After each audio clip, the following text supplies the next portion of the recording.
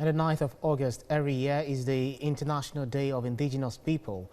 The day was declared an observance by the United Nations in 1982 to raise awareness on the needs of natives and indigenous groups.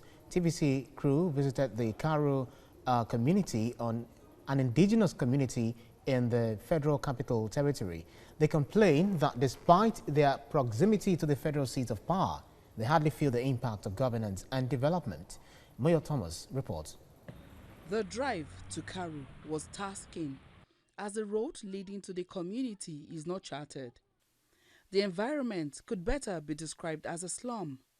But some of the indigenes of the community, who are members of the Original Inhabitants Development Association, say they would rather remain here, as it is their ancestral land. They believe the declaration of Federal Capital Territory took away their heritage. The indigenous right about the indigenous right of their property and their existence. Every language living in any land, every human being is born attached to his land. In fact, land is his number one thing in life. We are born on a land. This FCT, we are not settlers. We are the original inhabitant of this place. He says this was done without adequate compensation.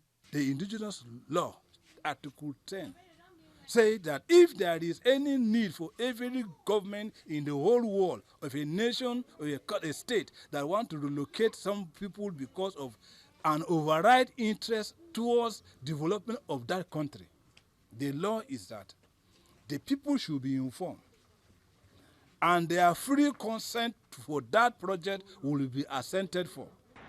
The Federal Capital Territory was created in 1976. The decree that established the Federal Capital Territory gave the federal government rights over the land within the territory. The Gwari tribe in the FCT says this has denied them the opportunity to remain farmers as they originally were. We shall change somebody by taking up his ancestral land, where he's supposed to live, where he's supposed to farm, where he's supposed to expand.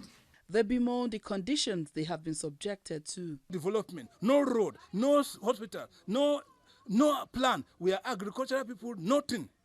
Life is miserable. If education-wise, you go to our primary school, you see over 100 children in a class, maybe with about 10 arms. Sometimes in FCT here, a whole school, only one teacher. That is Gwargwade area. So these are evidence that life is not comfortable.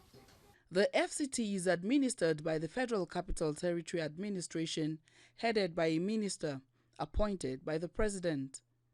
The indigenous peoples of the FCT believe this is not to their advantage. They would rather have a full state like the 36 other states in the Federation, duly recognized by the Constitution, as this would bring more dividends to them.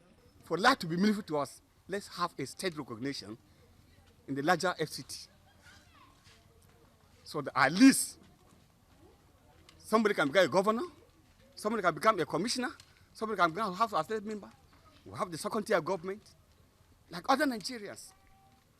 36 state National Assembly, everybody in 36 states are having three senators. FCT, which crime did you commit that give her one senator? And you represent us. Besides, how many House of Assembly do we have in the whole 36 states? There is no state that have less than 6 House of Reps in their states. The Waziri of Karu, who also spoke with our crew, says it is their utmost desire to see change.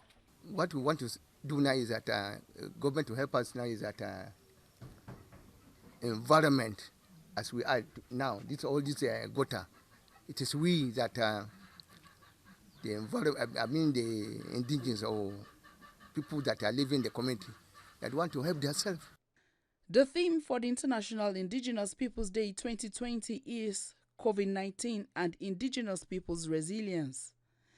It was a worrying scenario we met as many people within the community did not bother to wear masks.